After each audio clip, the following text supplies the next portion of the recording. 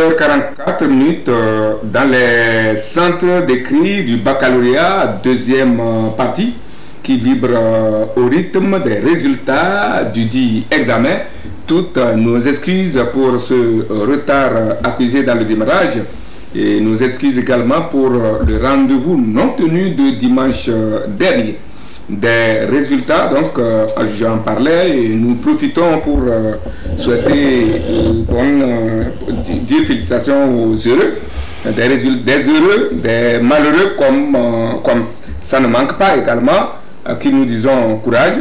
Félicitations donc à ceux qui ont su tirer leur épingle du jeu. Bravo, surtout à mes candidats du lycée Aguanivé Centre qui ont fait une très bonne moisson, paraît-il. Courage à ceux qui ont trébuché. Ils ont perdu la bataille, mais pas la guerre, comme le disait De Gaulle. Les invités sur ce plateau pour la messe sont Germain Pouli à gauche. Il est le directeur de publication du magazine Togo Réveil.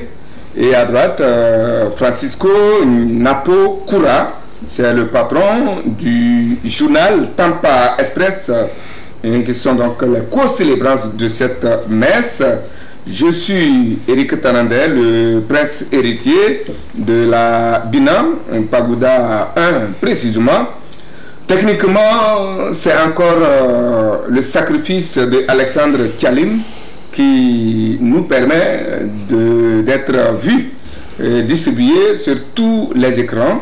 Le cadreur du jour, de la circonstance, nous ayant fait détection. Alors, merci à Alexandre Tchalim pour sa disponibilité. Merci aussi, surtout, à mes invités ici présents pour leur disponibilité également. Pour un journaliste, un week-end n'a jamais été aisé.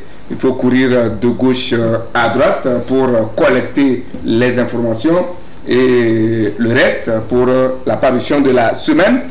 Alors, nous allons démarrer avec la politique et pour parler de l'affichage des listes électorales qui certainement marque la fin du processus du recensement et la poursuite du processus électoral en direction des régionales et des législatives. Alors la question qui se pose ou que l'on se pose est celle de savoir d'abord, l'affichage a-t-il été effectif selon vos enquêtes de bons journalistes pour informer vos lecteurs? Oui, tout d'abord, permettez-nous d'adresser nos félicitations à tous les bacheliers, d'abord d'avoir été à l'examen et maintenant d'avoir réussi pour certains, et ceux qui ont échoué, de savoir que la vie ne s'arrête pas là.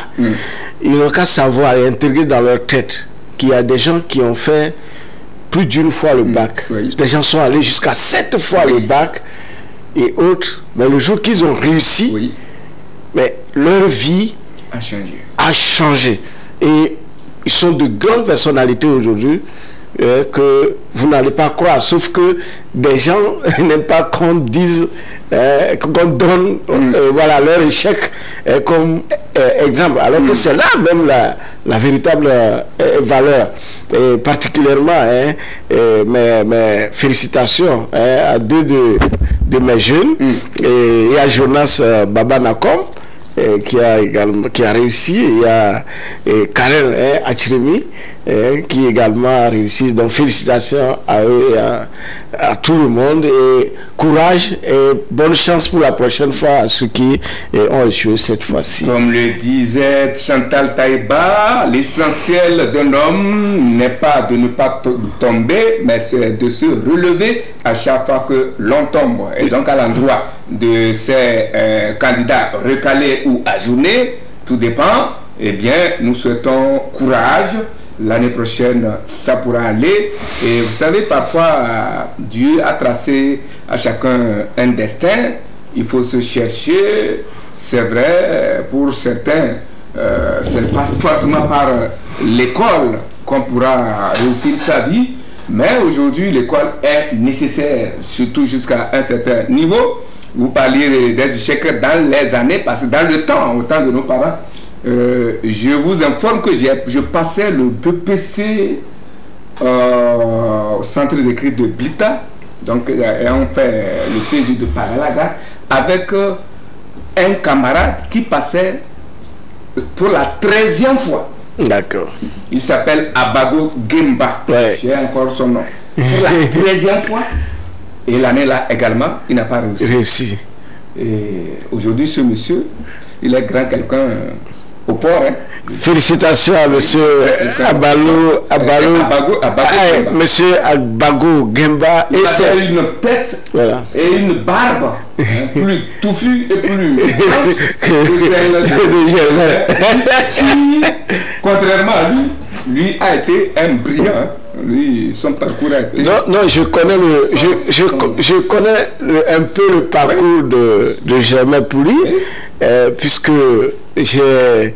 vous savez, à la veille d'un bac, il a eu, à l'époque, il a eu un accident très grave. Même j'ai visité les lieux, monsieur Germain. Ça, vous ne le savez pas. Mais, comme il est très intelligent, il a passé avec brio l'année là. Le bac et également à l'université, on a pris cette race. Bon, c'est comme ça. Et quand on est là, il faut essayer de connaître un peu l'homme. Donc, Germain, merci beaucoup et félicitations. Même pas. Je crois que tu aurais transmis ce gène-là à tes enfants. Vous exagérez un peu. J'ai fait quand même un collège où l'encadrement était à la fois religieux et académique. Il y avait une formation qu'on appelait FHR, formation humaine et religieuse, où on nous enseignait certaines valeurs. C'est le colonel Chaminade. Chaminade, oui. Et j'ai vu les résultats cette année, c'est 100% dans toutes les séries. C'est assez extraordinaire et félicitations donc à ces cadres-là et à ces jeunes-là. Mais après, comme vous l'avez dit, l'essentiel, c'est pas le bac. Ceux qui ont échoué aujourd'hui n'ont pas raté leur vie. Le bac, la vie passe parfois par l'école, par le baccalauréat, mais tout le monde n'est pas obligé d'avoir le baccalauréat. Et beaucoup ont réussi leur vie sans avoir le moindre diplôme. Voilà. Maintenant, pour les jeunes, il faut les former, c'est normal. Nous, les parents, nous battons pour que nos enfants réussissent. Mais si un enfant trébuche, il peut rebondir. S'il est impossible pour lui de continuer, c'est qu'il a un talent quelque part. Il faut pouvoir l'orienter vers là où il y a plus de talent et réussir. Donc il faut que les parents comprennent cela et arrêtent d'acculer ou d'accuser les enfants sur ceux qui n'ont pas réussi. Vous allez voir que on ne le souhaite pas.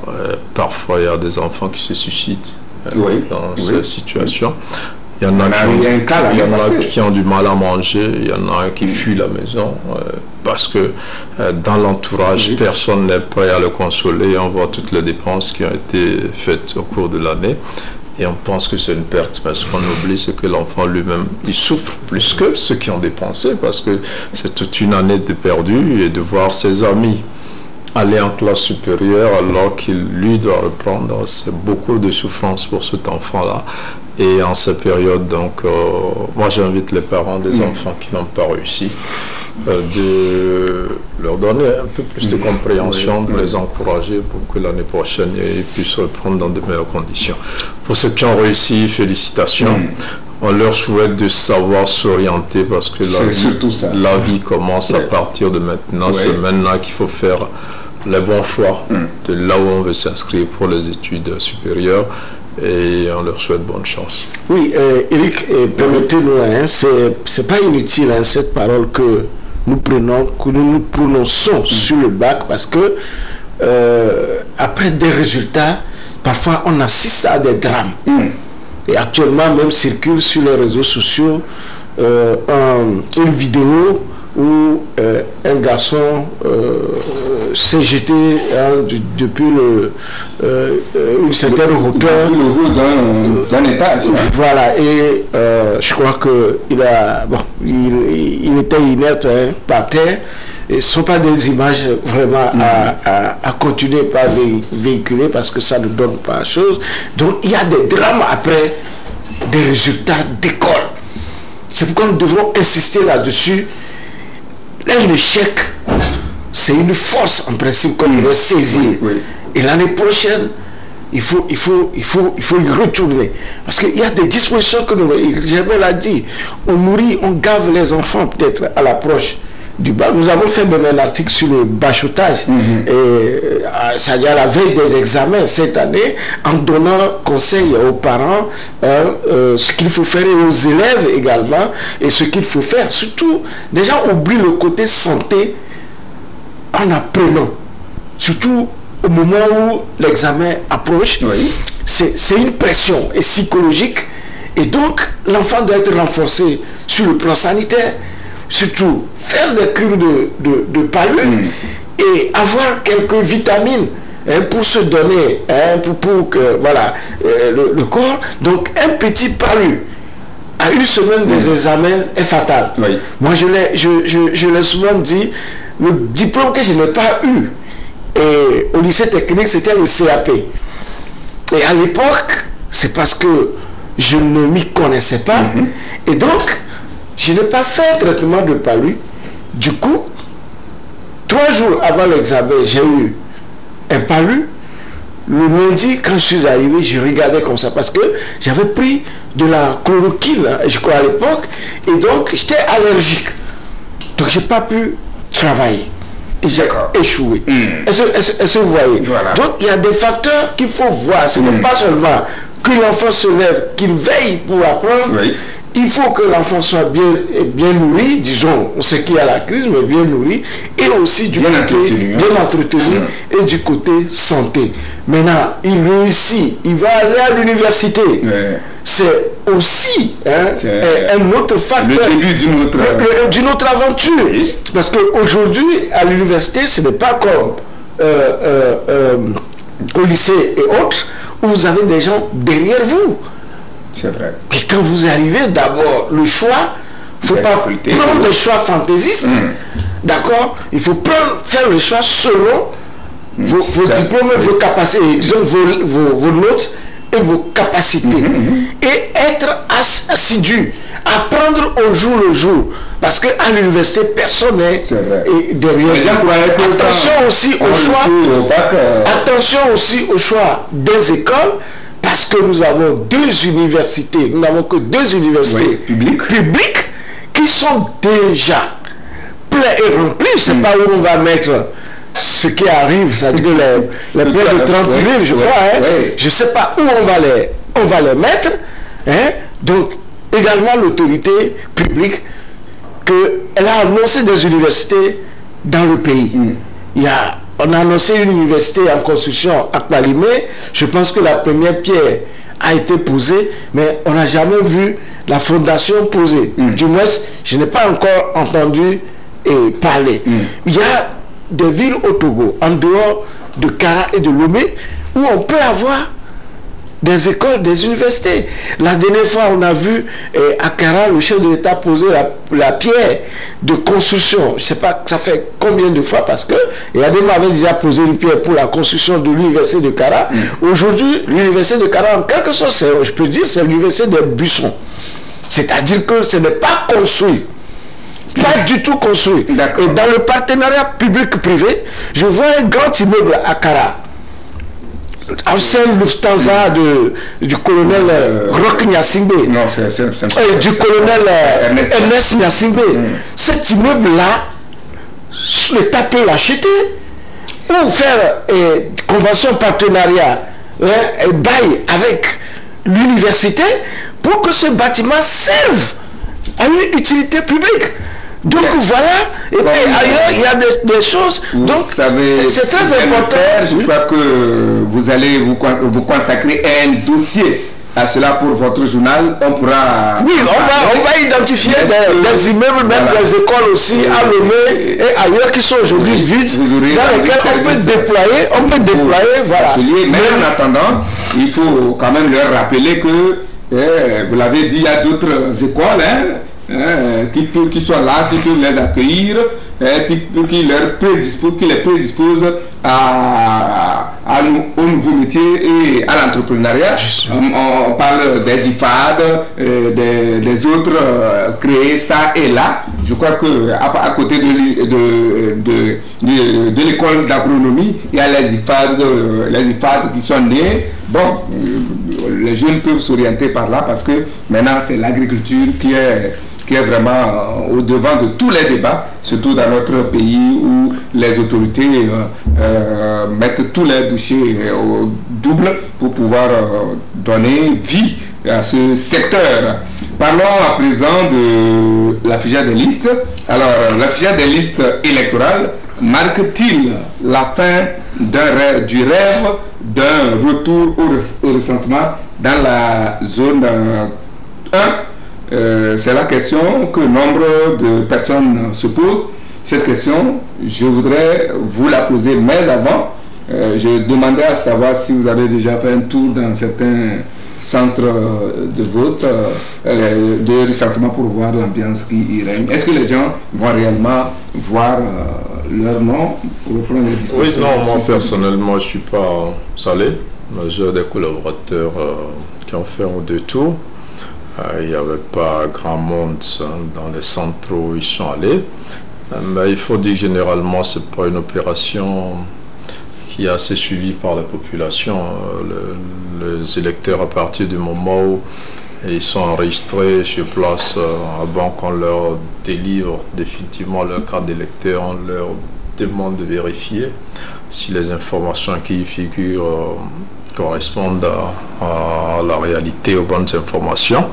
Après, ils se disent qu'ils sont inscrits, ils ne veulent plus revenir. Donc, ça fait que habituellement, c'est une opération à laquelle les populations ne participent pas trop. Sauf que, au niveau des partis politiques, au niveau de ceux-là qui ont un intérêt particulier pour la bonne organisation de cette élection et qui doivent s'assurer que leurs militants sont bien inscrits, et ils devraient s'organiser au niveau des partis politiques pour que des militants aillent regarder, parce que vous savez que certains partis ont prétendu qu'on avait enregistré des mineurs, qu'on avait enregistré des étrangers. Donc c'est l'occasion d'aller et de détecter ces personnes-là qui seraient sur le fichier électoral alors qu'ils ne méritent pas d'y être. Donc, je pense que pour la population, habituellement, il suffit déjà à ce qui se fait le jour où on va s'enregistrer.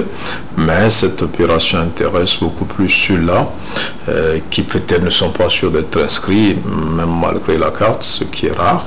Mais surtout pour les formations politiques qui doivent aller et dénoncer ce qu'ils ont commencé par dénoncer en amont lors du recensement. Alors, il y a eu un premier travail d'épurement de la liste qui a été fait au niveau de la CENI pour enlever les doublons et les quelques erreurs.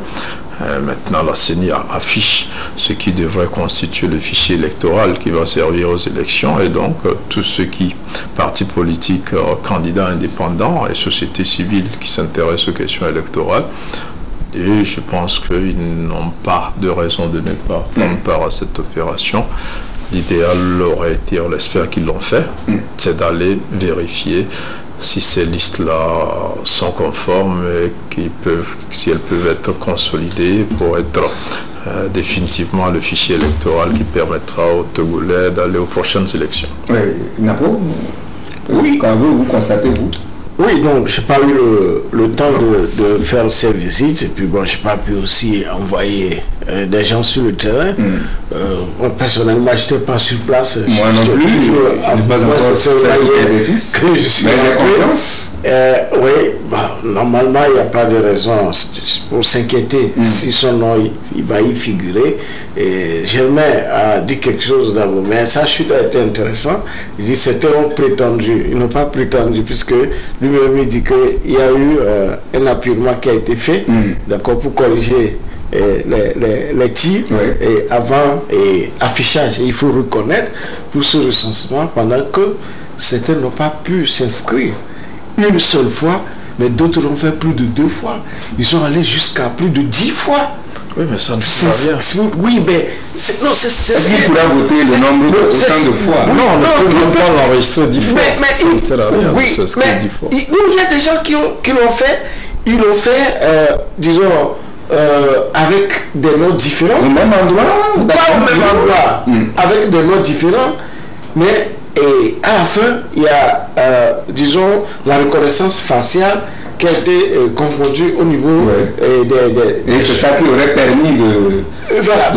Mais pour, 91... Voilà, mais pour quelle intention des gens vont aller s'enregistrer plus d'une fois? Mais quelle sanction on a à la compte de ces gens qui ont perdu du matériel? Parce que on sait que les fournitures et les cartes imprimées ont été insuffisantes à des niveaux. Même l'encre manquait ailleurs, mais des personnes sont allées faire ça. Le code prévoit des sanctions. Il ne suffit pas de les radier de la liste électorale, mais il suffit de les prendre. Parce que c'est inadmissible et ce n'est pas normal. Alors qu'au même moment, il y a des gens qui n'ont pas pu s'enregistrer une seule fois et que finalement, comme vous l'avez dit, le chien à bois, la caravane passe, et le chien à bois, la caravane passe, mais la CENI a affiché sa liste, la CENI va droit devant, sans peut se préoccuper qu'il y a eu des anomalies qui ont fait que d'autres citoyens n'ont pas été inscrits, par conséquent ne peuvent même pas déposer leur candidature. Voilà. Alors que la loi nous reconnaît en tant que citoyen. Cette chute touche en même temps la question centrale que je posais.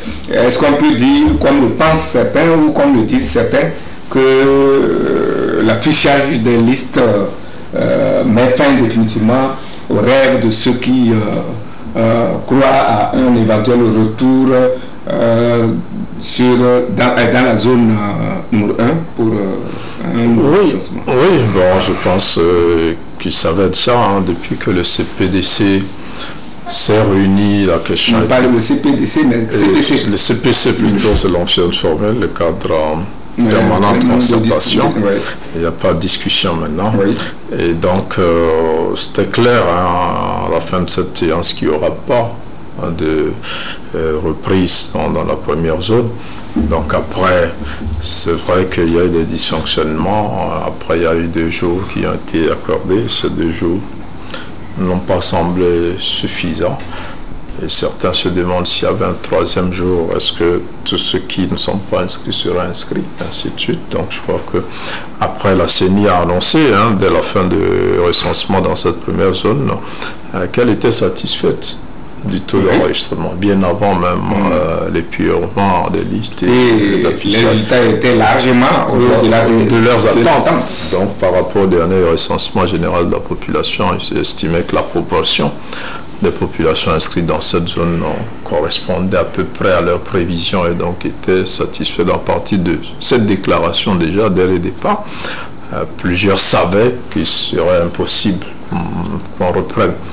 Après, il y a eu cette réunion, et puis il y a eu l'épurement et l'affichage qui sont les dernières tâches dans le cadre d'un recensement. Et donc, avec ça, malheureusement, pour les Togolais de la première zone qui n'ont pas pu s'inscrire, ils ne pourront plus, du moins pour cette révision de la liste électorale. Ça pourrait être pour les autres élections, peut-être à la veille d'une autre élection. Pour ceux qui auront 18 ans au moment de l'élection, il faut refaire encore une révision et donc on pourra le faire. Ça a été décevant, mais je pense que c'est pour tous les partis politiques, parce qu'on ne peut pas aujourd'hui dire qu'il y a un ou des partis qui sont défavorisés par rapport à cette situation. Vous savez, des partis se sont définis des fiefs entre guillemets, et dans tous les fiefs, je crois qu'il y a eu des personnes qui n'ont pas pu s'inscrire. Après, c'est vrai, on peut accuser la CENI, mais après aussi, il faut avoir l'honnêteté de dire que nous aussi, nous attendons toujours la dernière minute pour nous inscrire. Vous savez, on a beau dire... Mais il faut quand même dire que... On a beau dire qu'il y a eu l'affluence. Oui, les premiers jours. Mais moi, je vous dis, je suis allé avec ma femme, Mais ça traînait, ma femme était fatiguée, elle dit on s'en va. Elle dit non, on reste, on fait. Mais on aurait pu partir parce qu'il y avait du monde. Oui, mais on est resté. C'était pénible, mais on l'a fait. Donc, je crois qu'après, quelque part, il faut qu'on se dise aussi que notre rôle est important dans le processus démocratique. Ce n'est pas une formalité. Nous avons l'habitude de nous plaindre. On est mal dirigé, on ne se retrouve pas dans les dirigeants, quel que soit le niveau. Mais si on ne participe pas à élire des gens qui nous dirigent, pourquoi on va continuer par se plaindre? Alors, pour se recenser, c'est un acte tout à fait citoyen. Ailleurs, le vote est obligatoire dans certains rares pays. Ici, il n'est pas obligatoire. Mais on a vu cette affluence, c'est pas forcément pour la cause électorale, hein, pas parce que les gens veulent aller voter, mais pour d'autres raisons, les gens considèrent de plus en plus la carte d'électeur comme une pièce d'identité qui peut servir à plusieurs choses. Et donc, ça fait que on devrait au moins pour ces raisons-là se faire violence et s'inscrire. Bon, maintenant, ça n'a pas été fait. Et on déplore tous cela parce que moi j'ai des amis, j'ai des parents qui n'ont pas pu s'inscrire.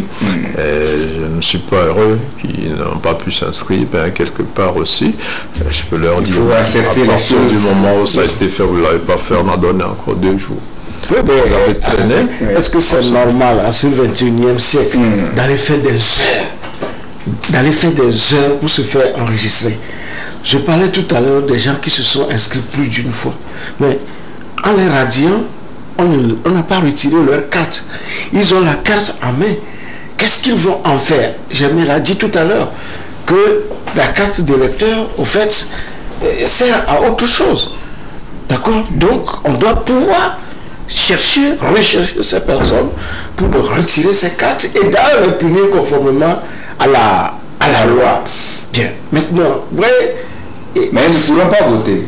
Ils ne pourront pas voter. Mais comme je l'ai dit, les chiens aboient, la caravane passe. La CENI a dit qu'elle a atteint son objectif. Mais son objectif, ce n'est pas de dire qu'il y a des normes, parce qu'au Nigeria, au Bénin, ici, il y a eu tel pourcentage de la population, donc nous aussi, on reste là. Non, la loi les oblige à enrôler. Est-ce que vous connaissez un pays dans lequel tout le monde a été enrôlé au cours d'une opération du genre? Je n'ai pas encore vu dans un pays où les gens se plaignent comme chez nous, ou que les gens ne se sont pas inscrits. Ici, c'est une demande de la population. J'aimerais l'a dit tout à l'heure, vous allez passer toute une journée pour vous faire enrôler. Et d'autres non, on prend leur nom pour le lendemain. Et les gens sont obligés même de remettre, d'intéresser les agents, d'accord, avant de se faire recenser. Donc, il y avait tout, il y avait l'influence, il y avait la lenteur des opérateurs, il y avait des machines qui étaient parfois en panne dans des bureaux de vote, dans des bureaux de recensement, sur peut-être 4 machines, que c'est une machine qui fonctionne. Mais pourquoi on est tenté de croire que Lomé a été spécifiquement ciblé pour que le travail soit bâclé et ne pas enrôler suffisamment d'électeurs. Vous voyez les dernières inondations. Vous voyez les dernières inondations. C'est-à-dire que de 2014 à ce jour, nous sommes passés de 15 bassins de rétention à 25. Et qui dit bassin de rétention parle d'inondation. Mais si on voit bien avec tous ces travaux de bâclés qui se font, même les routes, on fait la route le lendemain, la première goutte de pluie. Je ne sors pas du sujet, je dis que c'est tout à fait normal que les gens décident de ne pas recruter tous les gens de la région maritime, parce que c'est à ce niveau qu'on sent plus de mots. Et que viennent chercher les inondations. Les gens ne vont pas aller continuer de voter les inondations des travaux bâclés. Donc les gens ont peur qu'en enregistrant suffisamment de personnes et dans la zone maritime, c'est la zone 1, on risque d'avoir des contre-votes. Je ne sais pas si vous voyez. Donc c'est à cela que je veux arriver. Mais c'est eux qui nous donnent raison. Sinon, ce n'est pas normal que la CENI continue par dire qu'on n'enrôle pas parce que nous avons atteint notre objectif. Leur objectif, c'est d'enrôler tous les Togolais. Bon, alors, oui. Moi, quand j'écoute mon confrère, je crois qu'il confond la CENI au gouvernement. Mais attendez, entre la CENI et le gouvernement, la différence c'est l'institution différente. Voilà. Mais quand on parle de CENI, on parle de l'opposition. On parle du pouvoir, on parle de la société civile, on parle de l'administration. Non, mais les représentants de l'opposition, est-ce qu'ils ont démissionné de la CENI parce qu'ils ne sont pas d'accord? Quand ils vont démissionner, non, c'est parce qu'ils sont d'accord. Non, allons doucement. Maintenant qu'ils sont là, la CENI n'est pas à confondre au gouvernement. Non, je crois que on confond la CENI et le gouvernement. La CENI, c'est une institution collégiale. Les Togolais ont voulu qu'elle soit politique, qu'elle soit composée des acteurs politiques venus de l'opposition, du pouvoir et de la société civile, avec un seul représentant de l'administration. Pour des raisons de transparence. Donc, quand on dit la CENI, ce n'est plus le gouvernement. Ce n'est pas le ministre de l'administration territoriale, ce n'est pas le premier ministre. C'est ceux qui organisent et qui viennent de toute la classe politique et de la société civile. Donc c'est un travail qui est fait, et si techniquement ils estiment que le travail est valable, on avance. Mais s'il y avait des voix qui se levaient pour dire non, nous représentons l'opposition, la société civile, ou le gouvernement, même contrairement à ce que Francisco dit, il y a des fiefs d'UNIR où les gens n'ont pas eu leur carte. Donc UNIR aussi est pénalisé. Donc on ne peut pas dire, contrairement à ce qu'il dit, il y a des zones, il y a des quartiers qu'on définit souvent comme des quartiers favorables à UNIR. Je ne vais pas citer des noms ici, mais dans ces quartiers, même des électeurs ont eu du mal à s'inscrire. Donc ce n'est pas une question de tel. Donc après la CENI, c'est et l'opposition et le pouvoir et la société civile, plus un représentant, un seul du gouvernement qui décide. Et quand la CENI décide, c'est vrai que la CENI, à des moments, le gouvernement met la pression. Oui. On a vu le gouvernement avait même fait une sortie pour dire que le recensement de la première zone était mal fait. Et c'est sous même la pression du gouvernement qu'on avait accordé les 2 jours. Donc on ne peut pas dire ici que le gouvernement a de mauvaise foi quand le gouvernement même a poussé la CENI à prolonger. Vous voyez? Non, donc je pense que après en fait, le vrai problème... Je me parle comme si ce n'est pas le gouvernement qui distribue les rôles. C'est le gouvernement qui choisit les représentants de l'opposition. Prenez même la CENI, la composante de la CENI. Non, on va pas... Quand vous prenez même la CENI, il y a des gens, aussitôt quand leur parti les envoie, ils deviennent affiliés à chose. Et c'est la faute en place. Oui. Mais attendez, ne dites pas que c'est la faute vous-même, Francisco. On ne doit pas... Si vous allez là-bas... On ne doit pas en être là. Non. D'accord, on ne doit pas en être là. Non, je ne pense pas. C'est une mauvaise approche. Ça, c'est un débat. C'est un travail collégial. Un autre débat que vous ouvrez là, très intéressant. Mais bon, je crois que vous avez répondu à ma question. Ou si ce n'est pas clair, je la reprécise. Je demandais à savoir si l'affichage des listes électorales mettait définitivement fin au rêve de ceux qui pensent encore ou qui réclament un nouveau recensement dans la zone 1. Oui, il y a le CPC, qui n'a pas pu aboutir. On a affiché les listes. Ça veut dire que les gens foncent, ils ont leur calendrier. Ok. Donc, non, je crois qu'il y a recensement forclos. Il y a un calendrier pour les opérations de la CENI. Il y a un budget aussi pour ces opérations-là. Et toutes les fois que la CENI doit s'écarter, je crois qu'il y a des incidences. Maintenant, si c'est important, ça peut se faire. C'est comme les élections. On peut programmer les élections à une date. Si on réalise que matériellement, il est impossible d'organiser une élection dans ce délai-là, on la repousse. Aujourd'hui, le Togo veut faire des élections d'ici décembre. Si jusque-là, les conditions ne sont pas réunies, c'est possible qu'on reporte et qu'on aille en 2024. Mais sur le recensement, je pense que dès le départ, déjà, la CENI, encore une fois, avait dit qu'elle était plus ou moins satisfaite. Après, il y a une posture politique sur laquelle il faut revenir. Vous savez que des partis d'opposition, généralement, contestent la révision des listes. Actuellement en RDC, c'est pareil. Donc, déjà, ils préparent la contestation de l'élection en contestant ça. Ces mêmes partis vous diront il y a des étrangers, des enfants. Mais ils n'iront jamais vous les montrer. Vous voyez? Donc, c'est des stratégies pour dire, la fraude est préparée depuis le recensement. Mais dans le cas de Lomé, encore une fois, je ne vois pas un parti politique qui peut dire, on arrête parce que moi, mes électeurs sont déjà recensés. C'est ceux des autres qui ne sont pas recensés et que non. Je pense qu'il y a eu des difficultés. La CENI, il faut le reconnaître, a mal fonctionné dès le départ. Il y a eu des plaintes.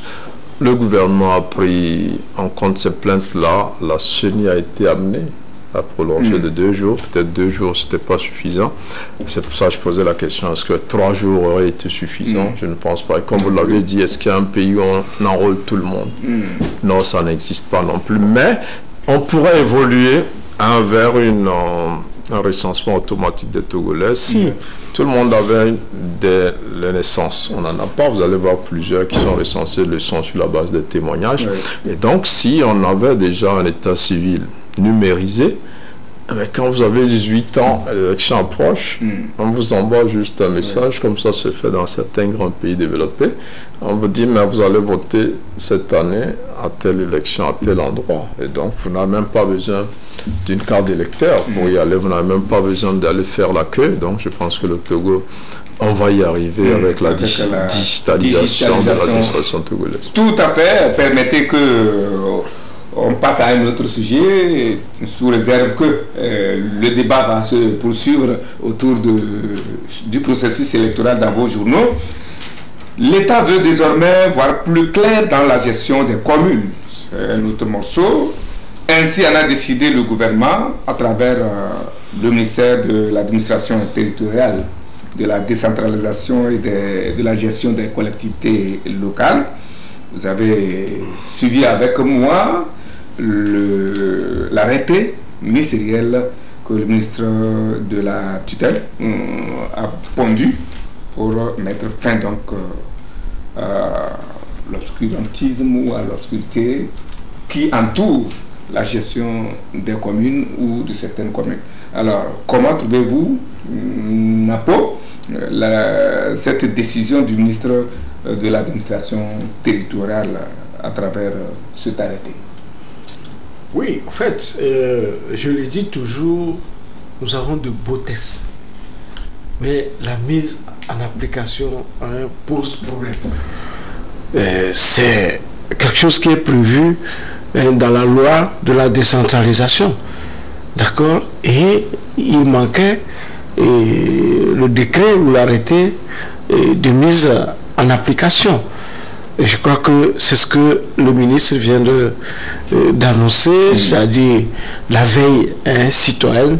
La veille citoyenne, c'est une bonne chose au niveau de la gouvernance.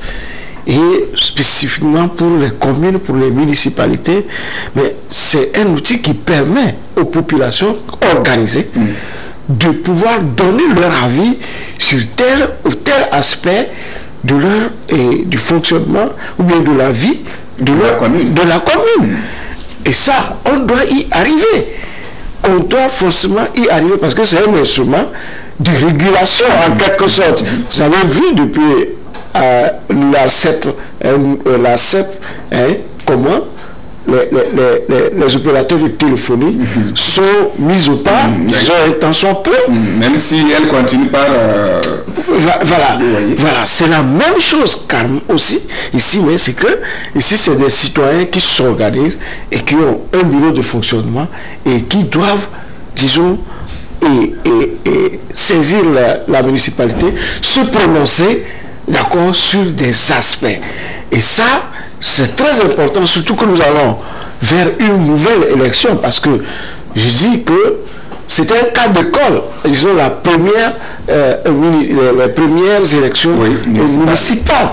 Donc, il va falloir que le pouvoir en place, même en son sein, c'est-à-dire qu'au sein du parti unir, qu'on puisse donner la possibilité à toutes les compétences pour déposer leur candidature, rendre les élections libres et transparentes pour permettre qu'on élise désormais, même pour nos communes, même pour partout, toutes ces élections, qu'on élise les gens qui ont l'assentiment de leur communauté, qui ont donné mandat et qui sont redevables vis-à-vis de ces populations à ce seul titre que cette loi, cet arrêté peut avoir un sens. Sinon, avec ce que nous avons actuellement, la plupart des mairies, on a beaucoup de maires qui sont pratiquement incompétents, excusez-moi. On a des maires qui sont des Mussolini dans leur communauté. Il y a tous ces voilà. Donc, il va falloir que les prochaines élections, d'accord, nous définissent et nous donnent des maires et des délégués communaux compétents et efficaces pour qu'on puisse les suivre. Voilà ce qui est bien pour cet arrêté. Germain, comment trouvez-vous cette décision, cette mesure à travers cet arrêté du ministre de l'administration territoriale? Ben, c'est une très bonne mesure à partir du moment où on a depuis des décennies n'avait pas effectivement pratiqué la décentralisation. On a élu le maire récemment et ces maires essaient de travailler comme ils peuvent. C'est dans un contexte économique un peu plus difficile, dans un contexte aussi d'apprentissage, parce que il y a longtemps qu'on a eu des délégations spéciales, ce n'était pas des maires élus, donc qui n'avaient pas un devoir de redevabilité, de rendre des comptes, parce qu'ils étaient nommés par le gouvernement. Aujourd'hui, les maires qui sont là ont le devoir de rendre compte aux populations. Certains s'y essaient, donc à travers des émissions sur certains médias, ils vont expliquer ce qu'ils sont en train de faire, surtout dans la perspective du plan national, du plan de développement communal, qui a été un peu un outil mis à la disposition des maires, grâce à la coopération allemande qui a aidé à former les maires. Donc dans ce sens, les maires ont besoin de l'adhésion des populations pour travailler et pour avoir les moyens de travailler. Vous avez, les gens vous diront, mais on ne voit pas ce qu'ils font depuis qu'ils sont là. Certains essaient de communiquer. Après, nous sommes aussi dans la perspective de la taxe d'habitation, par exemple, qu'on voudrait que les gens paient une certaine taxe parce qu'ils sont dans un ressort communal. Et les gens ne comprennent pas l'utilité de cette taxe-là. Et certains même sont déjà réticents bien avant leur paiement de l'utilisation de ces fonds-là.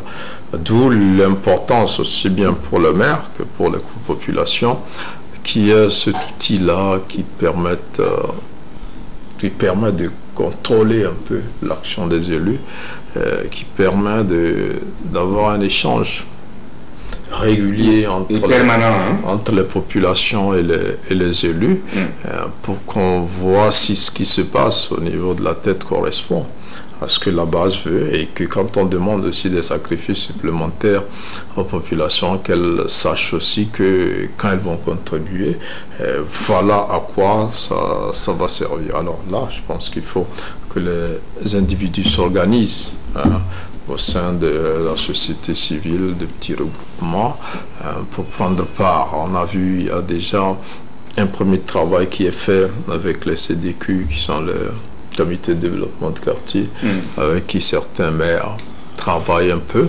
mais on ne sent pas beaucoup ce pouvoir de contrôle sur l'action des maires. Et donc, ce qui est en train de s'annoncer, et qui s'annonce justement à la veille des prochaines élections, c'est pour mettre en place un outil supplémentaire pour que les nouveaux maires, donc qui seront élus, comprennent qu'ils doivent travailler avec le regard des citoyens, qu'ils doivent compter avec ce besoin de satisfaire forcément les besoins donc des citoyens et de travailler avec eux. Donc c'est un contrôle qui a lieu dans plusieurs domaines. On en a vu dans les marchés publics, par exemple, où ça n'a pas beaucoup marché. Où on a vu des numéros verts qui permettent de dénoncer, où on permet aux gens de contrôler la commande publique, mais ça n'a pas beaucoup fonctionné. Maintenant, au niveau des mairies, il faut que les populations s'investissent, parce que ça ne sert à rien de dire notre maire il ne fait rien, il ne fait que prélever les taxes, et sans pour autant mettre la pression sur le maire, qu'il sache qu'il a le droit de dire chaque année, voilà ce que j'ai récolté, voilà ce que j'ai fait avec, voilà ce que j'ai fait pour vous.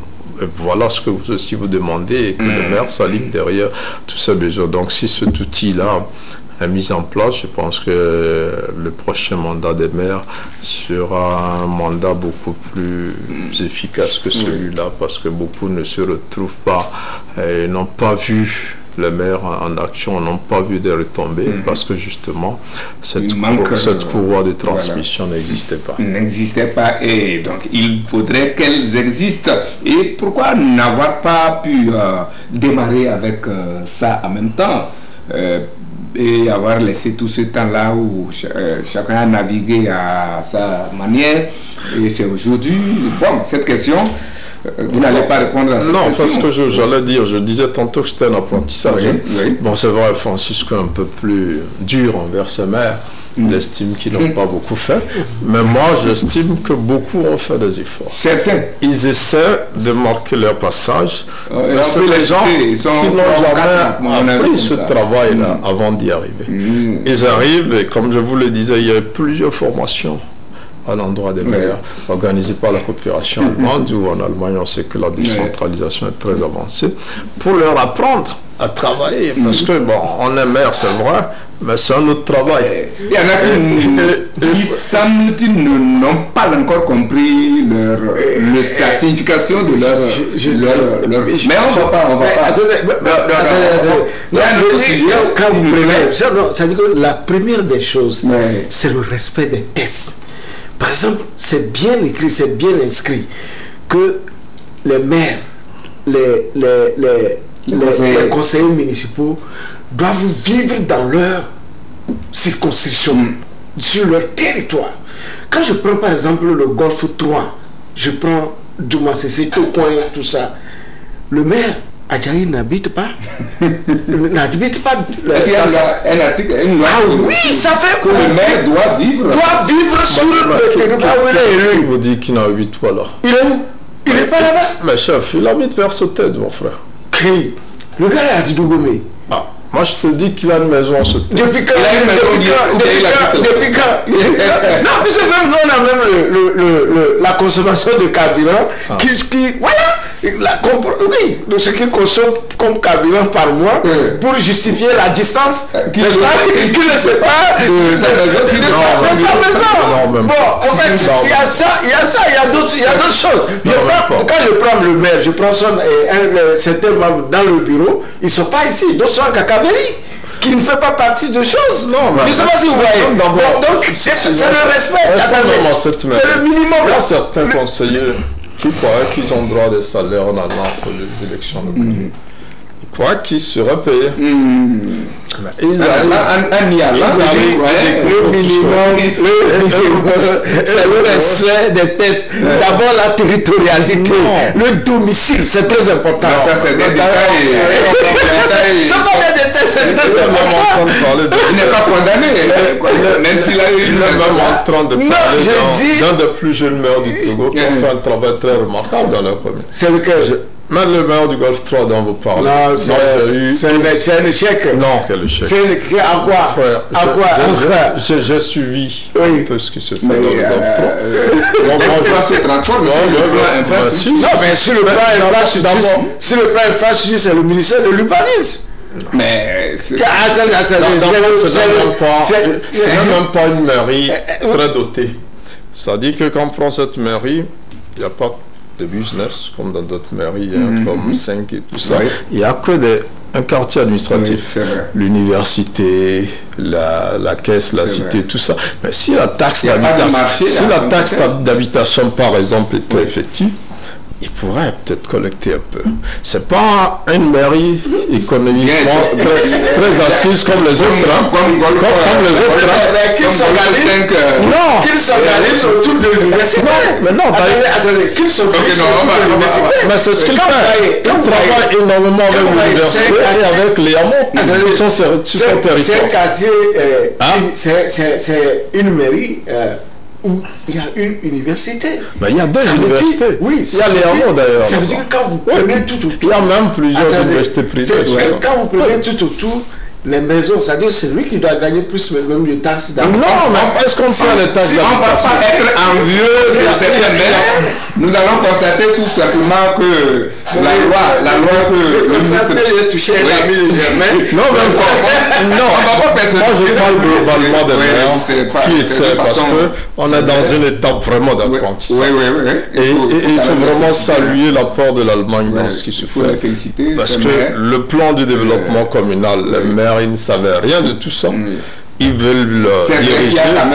Est-ce qu'on a compté des gens? Non, mais même dans tous les pays africains, c'est pareil. On ne réussit pas. Les gens n'ont pas. C'est des gens prédisposés qui ont déjà des prérequis. Ce n'est même pas en Afrique. Ce n'est même pas au Togo. Ce n'est pas forcément fort. Mais ce que dit également est vrai. Pour ne pas dire comme un chef tranchant de cours jugeant, vous avez raison. Lui aussi n'a pas tort. Et pour trancher, vous avez raison, lui aussi n'a pas tort. Et en tout cas, c'est un problème réel. Et vous êtes des journalistes, c'est à vous d'éclairer les gens. Et c'est vrai, on accepte qu'il y a certains maires, franchement, honnêtement parlant, jusqu'à présent, on ne sait pas, à part la célébration d'un mariage et puis la collecte de certains des taxes au marché, je ne sais pas vraiment qu'est-ce qu'on peut leur reconnaître. Mais il y a nombreux qui font l'effort quand même. On ne va pas les citer pour créer la jalousie. Autre décision du gouvernement que l'on qualifie ou peut qualifier de salutaire, c'est la levée du contrôle du pass vaccinal, si je peux m'exprimer ainsi, je ne sais pas comment on l'a appelé, à l'aéroport pour les voyageurs. Une mesure qui fait partie d'un des points de ce que on a décrété l'état d'urgence sanitaire. Et donc la question, n'est-ce pas une mesure salutaire? Je l'ai déjà dit, mais une polémique est née autour de ce geste que je qualifie de salutaire par rapport à l'état d'urgence sanitaire qui est toujours en vigueur. Est-ce qu'il y a un rapport? Non, mais l'état d'urgence sanitaire, tout le monde savait, moi je l'avais dit plusieurs fois, que c'était un chèque en blanc qui a été donné à la première ministre, puisqu'elle avait exigé avoir à l'Assemblée nationale cet état d'urgence sanitaire. Et pour nous, en tant qu'observateurs, on se disait, voilà, justement, les gens veulent justifier leur inaction à travers cet état d'urgence sanitaire. La preuve, ce n'est pas encore levé.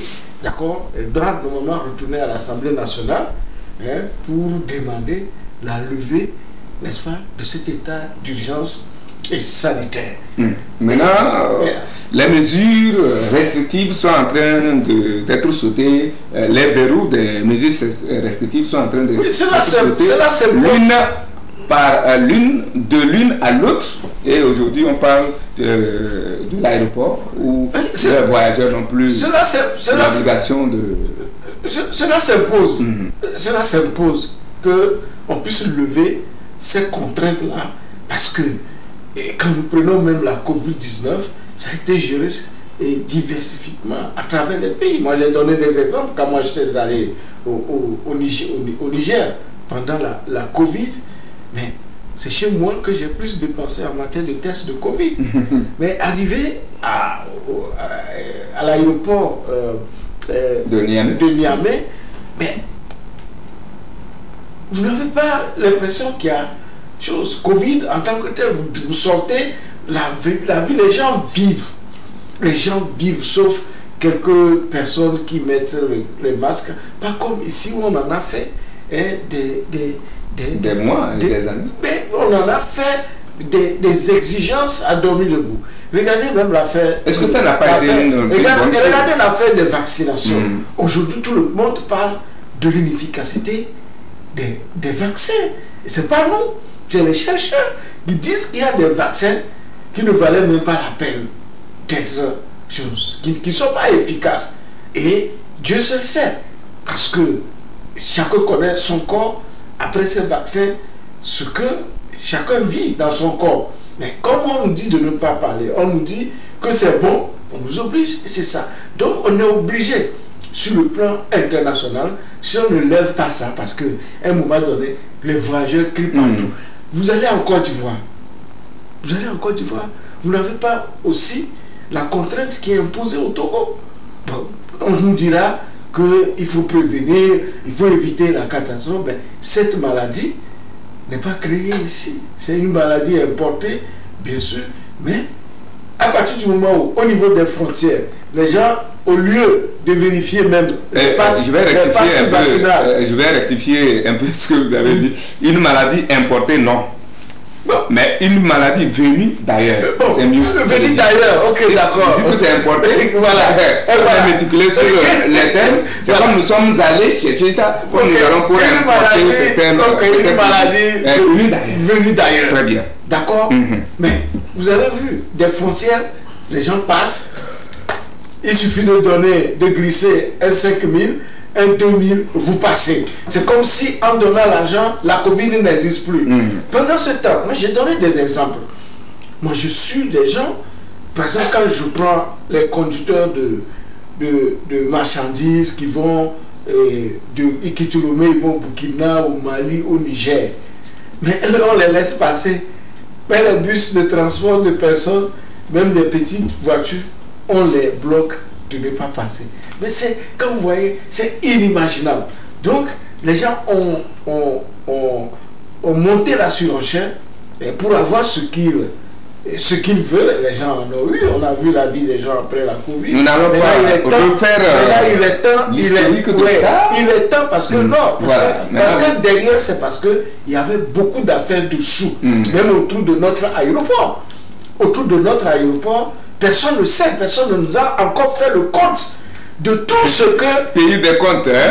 Voilà, de tout ce que l'aéroport a géré dans cette comme histoire. chose. Et ce n'est pas l'aéroport qui gère. C'est géré, du moins, selon nos informations, par un ministère, d'accord, même pas le ministère de la Santé, qui ne rend compte à personne. Donc, vous voyez, ces anomalies, alors que cet argent, c'est important et devait être peut-être reversé. On doit revoir les traces de cet argent dans le budget du Togo.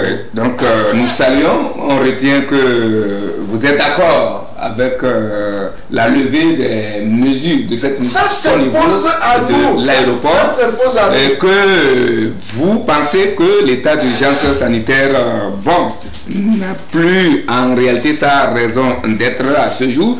Je ne pense pas que c'est le même avis ou le même point de vue que Germain Pouli, qui vous regardait. Non, bon, attention, religieusement. J'étais globalement d'accord avec ce qu'il disait, sauf par endroit où il estimait que on a laissé les bagages passer, on bloquait les passagers, les voyageurs. Non, c'était une décision collective. On ne devrait pas se déplacer pour limiter la maladie. Et on oublie le contexte de cette maladie, c'est qu'au début, personne ne maîtrisait la maladie. C'est par le temps qu'on a commencé par la maîtriser un peu, donc il fallait prendre des mesures draconiennes. Si demain c'est pas aussi grave, c'est tant mieux, mais si on ne le fait pas et la maladie s'avère plus dangereuse, on va regretter de n'avoir pris certaines dispositions. Donc les marchandises pouvaient circuler, mais pas les personnes. Et donc les personnes qui s'entêtaient à circuler devraient payer. Moi je me rappelle, je suis allé à Abidjan en pleine Covid. Vous dépensez par la route plus de 150 000. Il y a une petite rivière entre le Ghana et la Côte d'Ivoire. Là, vous pouviez passer avec 1000 francs à l'époque. Là, vous payez 25 000. C'est extraordinaire. Donc il y avait des réseaux qui passaient, mais parce que les populations ne devaient pas voyager, mais les marchandises devaient voyager pour que les gens ne meurent pas de faim. Si on dit on bloque toutes les frontières, les gens vont dire vous laissez la faim nous tuer, vous voulez nous protéger de la maladie. Donc après, on peut reprocher au Togo d'avoir été très rigoureux, mais je pense que c'est mieux que d'être laxiste et qu'à la fin on se dise on a un gouvernement irresponsable qui a sous-estimé la maladie. On a vu la situation aux États-Unis, ce qui a fait l'échec de Donald Trump à l'élection, c'est tout simplement parce qu'il avait mal géré la Covid. On a vu au Brésil aussi, c'est pareil.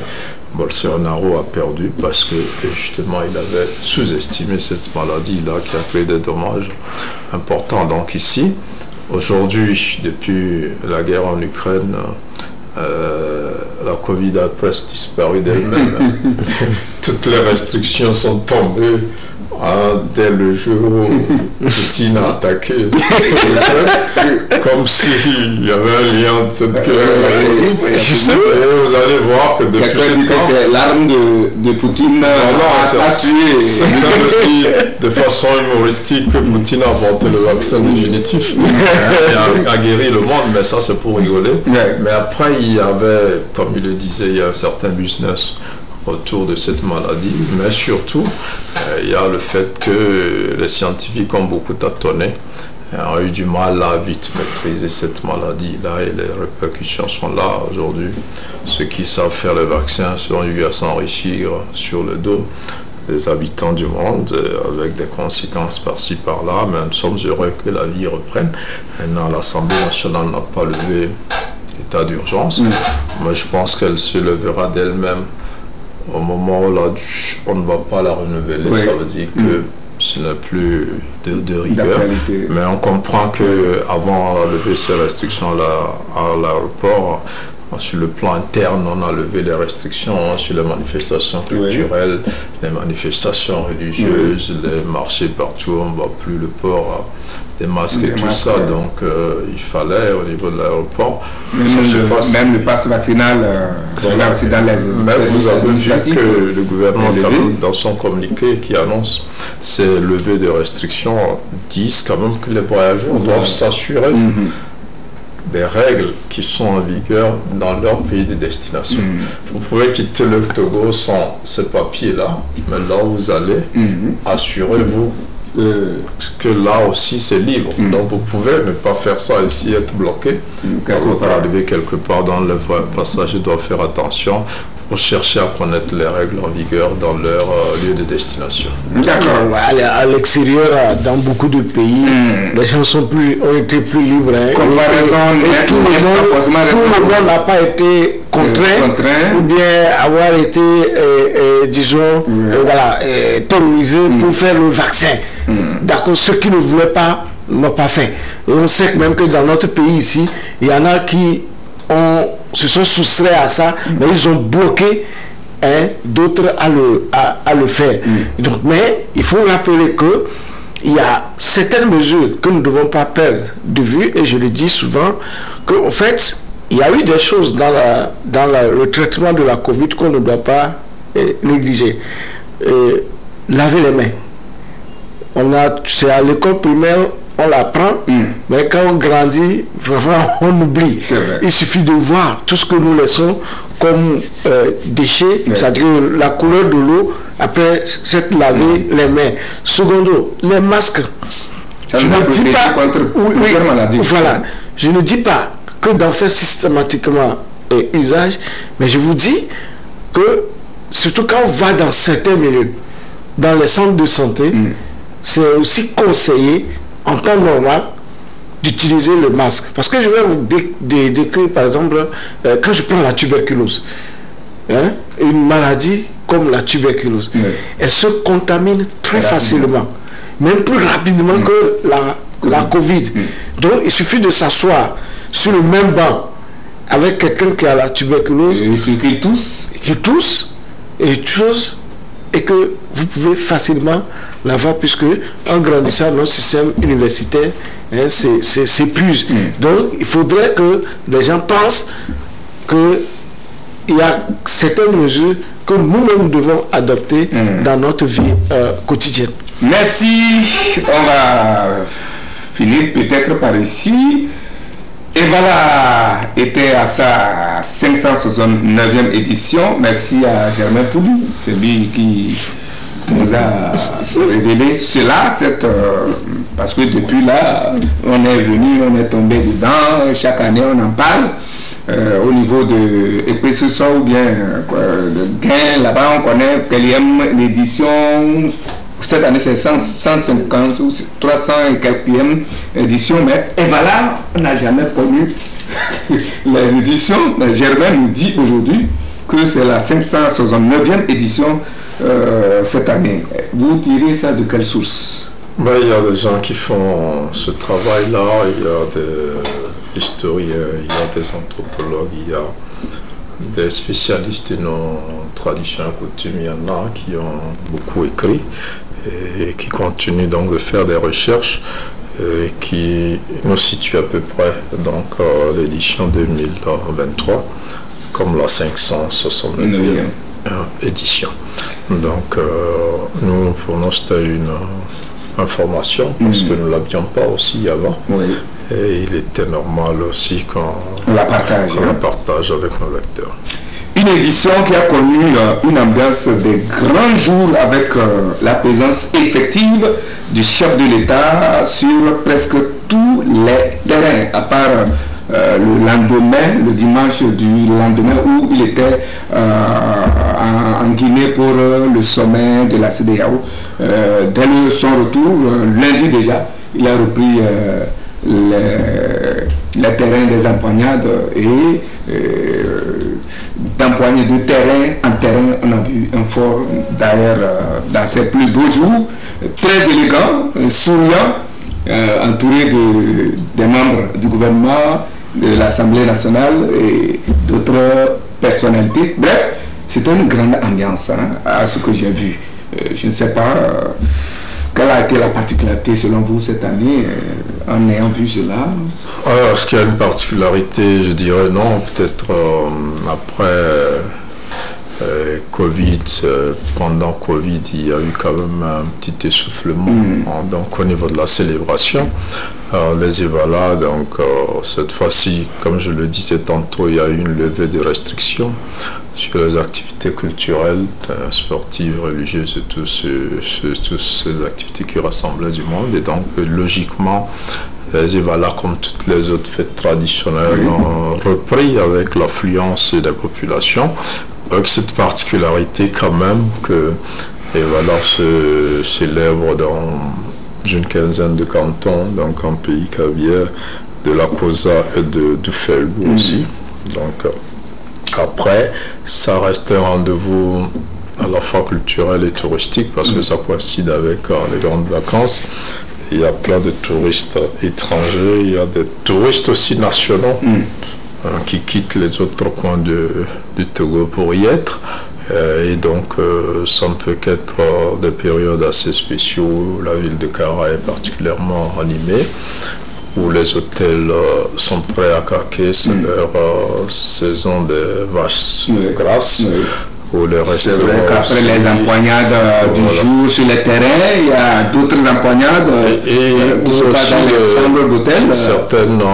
Pour certaines sociétés ou entreprises aussi profitent de l'affluence pour faire la promotion de leurs produits. Donc, vous verrez que autour des arènes, il y a des affiches, les produits sont affichés et autour aussi, il y a des petits marchés qui sont organisés et qui se poursuivent très tard dans la nuit, bien après la lutte proprement dite. Donc ça a été des moments assez denses. Et moi qui suis natif du milieu, je suis allé pour faire d'une pierre deux coups, pour vivre ces moments, mais en même temps pour faire une série de reportages sur ce qui a été fait. Et on va diffuser donc ces reportages-là très prochainement. L'ambiance était sur nous, votre chaîne. Oui, sur Aura TV, on a beaucoup plus travaillé pour la chaîne, la petite chaîne télé sur le web que nous sommes en train de lancer progressivement. Donc on a profité de réaliser d'ailleurs un documentaire et donc tout cela on va finaliser ça pour nos jeunes téléspectateurs. Napo Koura, je crois qu'on verra la même ambiance et la présence aussi effective du chef de l'État de Bassa pour le ventre. En tout cas, en attendant, il est question de Evala. Vous, qu'avez-vous vu? Qu'est-ce que ça vous a dit? Oui, Evala, oui, cette année, j'avais vraiment voulu y aller, mais les derniers moments ne me l'ont pas permis parce que j'ai fait 2 déplacements successifs, 2 week-ends sur le nord et puis dans les plateaux, ce qui fait que bon, on était un peu essoufflé. Donc sinon ce qui m'intéresse souvent c'est les à côté des Evala, parce que j'avais voulu aller suivre les danses à Tchare et à chose non pas à Chichao. Non, pas Chichao. Comment je voulais. Non, j'avais ciblé quand même voilà, 2 localités où, bon, puis faire un saut à Kouméa pour aller saluer le Tchadjo. Donc voilà, donc c'est ça, c'est ce qui est très intéressant au niveau de ces événements, c'est les à côté qui sont très intéressants. Et je dis, puisque nous, Tampa Express a fait un article spécial, et voilà encore cette année, puisque l'année dernière nous l'avons fait encore cette année, et on ne doit pas perdre la valeur de nos us et coutumes. On doit les maintenir partout, parce que, et je mets ici, là, il a lutté, il sait. Je n'ai pas été un bon lutteur. Non, ce n'est pas, en fait, ce n'est pas la force. Ce n'est pas la force seulement. C'est la participation. Là, il y a la participation. Il y a le symbole. Il y a le symbole. Je fais une valeur naturelle. Voilà, sauf que je n'ai pas été un bon lutteur. Voilà, il y a le symbole et les liens familiaux qui sont très indispensables. Je mets à ces oncles lui ont certainement donné des conseils par rapport à la vie qu'il faut mener sur cette terre. Et je ne pense pas que ses parents, ses oncles, ou bien au cours du processus, on lui a montré une fois fait une mauvaise chose. Voilà des valeurs que nous possédons, que nous devons maintenir. Et c'est du business, c'est le temps du business. Il y en a, comme on le dit souvent, ah, le mec s'est vidé. Oui, le Togo s'est vidé, tout le monde est à Kara. Oui. C'est des opportunités pour des gens d'aller faire des rencontres. Vous cherchez à rencontrer un directeur de société à Lomé, vous n'arrivez pas, mais vous pouvez venir à De Pontre pour le rencontrer. Est-ce que vous voyez? C'est l'administration. Oui, c'est l'administration. Mais donc c'est comme ça. Et puis il y a le commerce. Surtout, nous avons un petit titillé les 2 brasseries, c'est-à-dire la BB et la SNB, et pour questionner et voir est-ce que la guéguerre de l'édition dernière aura encore lieu cette année. Heureusement qu'on constate avec le temps que les 2 brasseries sont en train de faire l'amour, de devenir de bons copains, voilà, copines, mais dans nos prochaines parutions, nous allons écrire sur le danger que ça représente pour la population lorsque les 2 sont en train de se construire à Dompine. D'accord? Donc, voilà beaucoup de choses derrière ces événements, les rencontres, la fraternisation, le commerce. Il a dit, mais il y a les hôtels, il y en a beaucoup à Kara, mais qui, pratiquement toute l'année, si ce n'est pas un conseil des ministres, si ce n'est pas l'arrivée du chef de l'État, un forum, voilà, forum qui donne un peu du chiffre aux hôtels. Les hôtels restent, et quand vous rentrez dans certains, vous avez la moisissure. Et ça doit en être la même chose pour les autres. Pour les autres. C'est-à-dire que ce n'est pas seulement voilà, qu'on doit fêter en une semaine. D'accord? On doit également voir au niveau des autres localités, des autres régions, qu'on peut aller aussi au-delà de samedi, d'accord, puisque par exemple quand je prends contre la fête des Ignards, pratiquement nous allons concluvier sur un week-end, sinon un samedi, alors que c'est une fête qui se déroulait. Ça tue de famille à famille sur les semaines. Mais ça commence un peu avant. Oui, des rituels. Oui, il y a certains services quand même qui ont prévu pour que si vous êtes de telle communauté, que vous vous déplacez, ça veut dire que vous ayez un congé lié à votre fête traditionnelle. C'est une bonne chose à encourager, d'accord, pour que vraiment le tourisme, quand vous prenez la Gambie, la Gambie a assis son économie sur le tourisme. Ouais. D'accord. La Gambie, vous avez vu, c'est un petit pays dans le Sénégal, mais le Togo a beaucoup de sites touristiques qu'il faut valoriser. Et là, je profite pour dire respect à la télévision nationale, la TVT, qui, à l'occasion de ces événements-là, a réalisé beaucoup de documentaires, beaucoup de dossiers pour faire découvrir la région de la Kara. C'est ce que nous disons. C'est quand même très beau. C'est ce que nous disons. Il faut que nos frères, par exemple, dans les rangs, s'entendent pour nous éviter des lance-pierres. Parce que quand vous allez à Gridi, vous voyez par exemple certains bâtiments, bien sûr que c'est en ruine, mais vous sentez que notre pays a vécu. D'accord, ou a survécu. Parce que vous voyez des choses qui datent des années. C'est beau à découvrir. À découvrir. Donc, il y a aussi ailleurs des choses à valoriser. À valoriser, que la TVT également se mette en marge des fêtes des autres communautés afin que le Togo soit connu et que le tourisme que nous voulons soit un succès. Et elle le fera. Malheureusement, le temps nous a surpris. J'avais une question pour un champion, pour vous deux. Il y a une séquence ou une image qui a retenu l'attention de bon nombre de curieux. Laquelle? Que vous soyez à Kara ou pas, il y a une image ou une séquence qui a fait parler d'elle. Aussi bien sur les réseaux sociaux, dans les couloirs, que dans certains... Est-ce que ça concerne le Togo? Oui, le Togo. Ah, et voilà là-bas. Moi, j'ai vu une photo de deux ministres togolais qui riaient. Et tous d'ailleurs étaient ministres de l'administration territoriale. Vous avez trouvé la bonne réponse. Ah, il parle de... C'est cette cohabitation ou cette retrouvaille de l'ancien ministre de l'administration territoriale, Pascal Boudjona, et Gilbert Bawara, et bref, et cette cohabitation, nouvelle cohabitation. Bon, en tout cas, si je peux le dire, non, vous savez ce qui n'était pas le cas il y a quelques années. C'était dans un sourire fraternel, et puis même on l'a vu avec le premier ministre, le premier ministre, le chef du gouvernement. Et puis moi j'ai aimé quand j'ai vu ça. J'ai pris beaucoup de temps pour observer avec plaisir. Eric, les réseaux sociaux l'ont relayé. Il faut être sincère en amitié.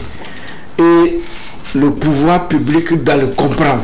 Ce n'est pas parce que nous travaillons avec quelqu'un qui à un moment donné a une idée qui nous contredit que on le met comme disons une musaraigne quelque part et que personne ne doit plus le visiter, parce que l'approcher. Parce que quand je prends Gustave Akadé, ce que Akadé, à l'université, ce que Gustave a vécu dans ce pays, nous avons vu, nous étions ensemble dans le quartier, des jeunes de la jeunesse du RPT, mais lorsqu'il était tombé en disgrâce vis-à-vis des Eyadema, mais tout le monde l'a oublié. Même ses propres frères l'ont oublié. Nous, on était là avec lui jusqu'à sa fin, c'est-à-dire que jusqu'à son décès. Sa fin dramatique. Est-ce que vous voyez? Ça, on doit éviter ce genre de choses. C'est pas parce que quelqu'un est politiquement autre que vous, ou bien quelqu'un a commis une faute, qu'il faut le jeter dans la fosse au lion. Donc, vraiment, je tiens à faire cette précision, parce que c'est quelque chose qui nous a marqué. Et le jour de sa veillée, les gens l'ont montré aux autorités qu'on ne doit pas vivre méchamment comme ça avec des gens. Voilà, disons qu'on se réjouit de cette retrouvaille entre Bodiona et certains membres du gouvernement. C'est une belle image. Germain, vous avez trouvé la bonne réponse. Certainement que ça vous a dit quelque chose. Hein? Oui, bon, j'ai vu sur les réseaux sociaux, mais en même temps, j'ai vu ça sur le terrain. Donc, Pascal Bodiona était sur plusieurs sites des Ivala. Certains disent qu'il est de retour autour du chef de l'État. Est-ce qu'il était véritablement parti? Personne ne peut rien dire. À partir du moment où déjà en 2020, on l'avait observé discrètement dans la salle de prestation de serment du chef de l'État. Ça voudrait dire que les ponts n'étaient pas définitivement rompus. Et donc aujourd'hui, on assiste à des photos avec beaucoup plus de sourires. On attend de voir demain ce qui sera fait. Est-ce que ça sera le retour en force de cet homme qui a marqué aussi à sa manière la gouvernance dans ce pays? Comment ça pourra se faire, tout ça, l'histoire nous le dira. Mais je crois que c'est une image qui a été assez commentée sur les réseaux sociaux. Voilà. Et surtout... Eric, on le dit toujours, il ne faut pas mettre du doigt entre l'arbre et l'écorce. Tout à fait. Les deux, un peu avant 2020, se sont déjà en quelque sorte réconciliés. Peut-être qu'ils se sont donné un peu de distance, mais ils se concèdent régulièrement. Donc, ça montre que tout le monde peut se réconcilier avec, dans ce pays. D'accord. D'accord. Merci, c'est donc, c'était bien, ça m'a marqué, cette image, ce testant m'a marqué, vous avez trouvé la bonne réponse, vraiment. On va terminer avec le sport, mais on va juste voir et constater, l'on connaît depuis quelques jours les coéquipiers du Togo pour les éliminatoires du mondial 2026. Il s'agit du Sénégal, de la République démocratique du Congo, de la Mauritanie, du Soudan et du Soudan du Sud. Toutes logées dans le groupe B, un groupe que certains qualifient de groupe de mort. Alors si Alexandre me permet de vous poser une seule question par rapport, c'est de demander à savoir pourquoi le groupe de mort? Non, ben, le groupe de la mort, parce que les adversaires, ce n'est pas qu'ils sont trop costauds. Ces adversaires, nous les avons déjà jugés par le passé. Mais c'est que c'est le contexte togolais qui fait qu'on dit que c'est le groupe de la mort. Puisque vous-même, vous savez que depuis un moment, notre équipe nationale n'est plus une équipe nationale. Aujourd'hui, là où nous sommes, je ne suis pas sûr que si on pose la question à Germain Pouli de nous donner le nom des joueurs actuels de l'équipe nationale, il pourra réussir. Peut-être qu'il risque de donner les joueurs de la campagne 2006. Est-ce que voilà, alors qu'ils sont déjà à la retraite. Donc, voilà le problème du Togo aujourd'hui. Nous n'avons pas une équipe compétitive pour dire que nous y allons pour nous qualifier. Certes, on ne peut pas refuser de participer aux compétitions parce que si on ne compétisse pas, c'est qu'on nous lègue des largement derrière. Donc on sera obligé de jouer des éliminatoires avant de voilà. Donc c'est bon qu'on soit là-bas, mais il ne faut pas que les Togolais aient dans le cœur que le Togo va pour aller se qualifier comme en 2006. Et aussi, voilà. Et aussi, il faut voir les membres de la fédération. Il faut qu'ils jouent pour, c'est-à-dire qu'ils travaillent pour la réussite de notre faute. Ils doivent faire des programmes pour que nos équipes, sur le plan local, se relèvent et qu'on puisse trouver un noyau dans l'équipe nationale pour constituer, sur le plan local, pour constituer une équipe nationale. On est content de les voir qu'ils sont rentrés dans la CAF, qu'ils vont à l'extérieur, ils mangent, ils prennent les avions, mais c'est eux qui gagnent. C'est eux personnellement. C'est-à-dire qu'il n'y a que des victoires individuelles depuis un moment. Mais qu'est-ce qui est Voilà, pour le Togo, qu'est-ce qui va donner le sourire à nombreux de Togolais, comme la campagne 2006 et autres, où après chaque match, ou même avant et chaque match, c'est la joie. Est-ce que vous voyez? Donc, c'est très important parce que quand le Togo joue, le Togo gagne.